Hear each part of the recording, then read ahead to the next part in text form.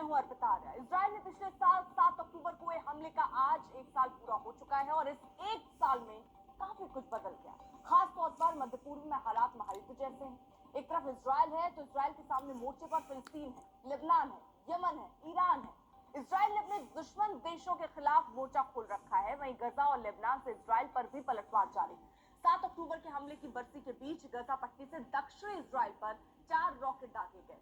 IDF के मुताबिक air defence system ने 3 मिसाइल को इंटरसेप्ट कर लिया और चौथे को भी बाहरी इलाके में मार गिराया। अब इजरायली फोर्स ने आतंकी संगठन हमास के ठिकानों पर सहयोगी आशुतोष वहां से मौजूद है और समझते हैं कि आखिरकार 7 अक्टूबर को हुआ क्या था।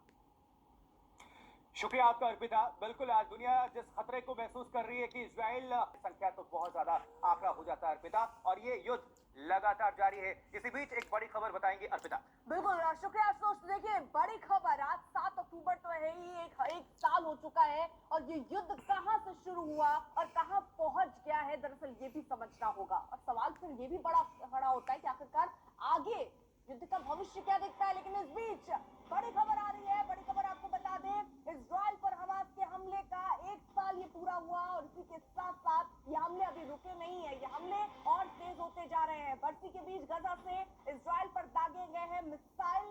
दोनों एक तरफ से एक तरफ वीडियो भी आपने देखा होगा कि किस तरह उसके सैनिक अब जमीन पर उतरकर युद्ध लड़ते हुए नजर आ रहे हैं।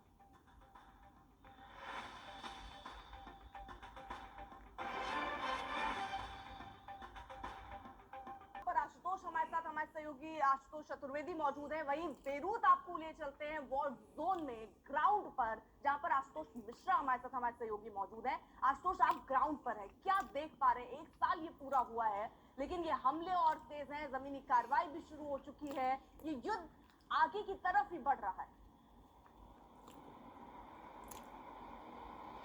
इस समय लेबनान में 7:37 हो रहे हैं और एक अपडेट बता दूं, अभी भी मेरे पास हिजबुल्लाह का जो कम्युनिकेशन ग्रुप है मैसेज आया 6:55 पर सोमवार को उन्होंने इसराइल का, जो कि नॉर्दर्न इसराइल का इलाका है, वहां उन्होंने मिसाइल से हमला किया। वो कह रहे हैं कि गजा के समर्थन में और खासकर फिलिस्तीन के समर्थन में और लेबनान के लोगों के पक्ष में ये हिजबुल्लाह का औपचारिक बयान है, जो उन्होंने कहा 6:55 पर उन्होंने फिर मिसाइल दागे हैं। यानी लगभग उसी समय पर जब आपको उत्तरी इजराइल में उस समय तमाम अलार्म मिल रहे होंगे, उस समय एयर सायरन रेड बजी होगी। लेकिन हाँ, यहाँ पर जहाँ पर मैं हूँ इस समय, यहाँ से दरअसल बेरूत का अगर साइज आप देखेंगे तो बहुत ज्यादा नहीं है। मैं जहाँ हूँ ये सबसे सुरक्षित इलाका है और यहाँ से आगे जैसे हम दक्षिण सबर्ब की ओर बढ़ेंगे, दरअसल खतरा वहां शुरू होता है, क्योंकि बेरूत और लेबनान का ये जो इलाका है ये दरअसल यहाँ स्थानीय सिविल गवर्नमेंट है उसके साथ चलती है। लेकिन जैसे आप थोड़ा आगे दक्षिण की ओर बढ़ते हैं, वो पूरा इलाका हिजबुल्लाह के नियंत्रण में है। वहाँ हिजबुल्लाह की एक पैरेलल सरकार चलती है। ये जो है इजराइल ने उन तमाम ठिकानों को चिन्हित किया जहां वो हमला करना चाहता था। उन्होंने उसके इंफॉर्मेशन डिपार्टमेंट को निष्क्रिय किया। सबसे पहले जो टॉप कमांडर्स मारे गए, हाँ, इस युद्ध में बना सकता था उसको इजराइल के इंटेलिजेंस ने चिन्हित किया। अब दरअसल हो क्या रहा है, कहीं ना कहीं ये संभावना थी कि जो सीरियन रिफ्यूजी यहाँ रह रहे हैं वो मुखबिर हो सकते हैं। तो ये जब पता चला हिजबुल्लाह को, तो उन्होंने तमाम दक्षिण में रहने वाले जो सीरियन रिफ्यूजी हैं उनको अब भगा रहे हैं। कह रहे हैं आप देश छोड़ करके जाइए, उनको सीरिया बॉर्डर की ओर से उन्हें वापस भेजा जा रहा है। यानी इजराइल के पास इंटेलिजेंस है, उसे ये पता है कि कहाँ से खतरा हो सकता है, तो वो उन इलाकों पर हमला कर रहा है। लेकिन जाहिर है जब भी कहीं पर किसी युद्ध की नौबत आती है तो खामियाजा मासूमों को भी भुगतना पड़ता है। तो इसमें कहीं न कहीं स्थानीय लोगों की जो कैजुअलिटी है वो बहुत ज्यादा बड़ी है। बच्चे, महिलाएं, बुजुर्ग, जिन इलाकों में बमबारी हुई है वहां इमारत में रहने वाले दूसरे लोगों को भी काफी जो है नुकसान हुआ है, संपत्तियों को नुकसान हुआ है। एक सबसे महत्वपूर्ण बात यह है, स्पेस बंद कर दिया। मैं जिस फ्लाइट से लैंड हुआ वो लगभग 3 घंटे लेट थी और वो आखिरी फ्लाइट थी। और बेरूत, मतलब जिसे कभी एक समय में जो है पेरिस कहा जाता था मध्य एशिया का, और वहां पर आप देखेंगे कि वहां पर इक्का दुक्का लोग थे।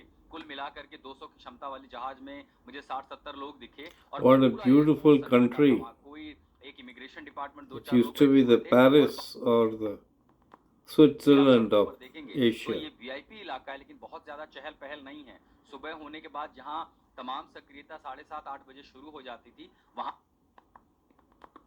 ये तो लोगों में एक तो एक बार फिर से ग्राउंड की अपडेट आपसे लेंगे, लेकिन युद्ध अपडेट जरा ले लेते हैं। हमारे सहयोगी वॉर रूम में आशुतोष मौजूद है। आशुतोष।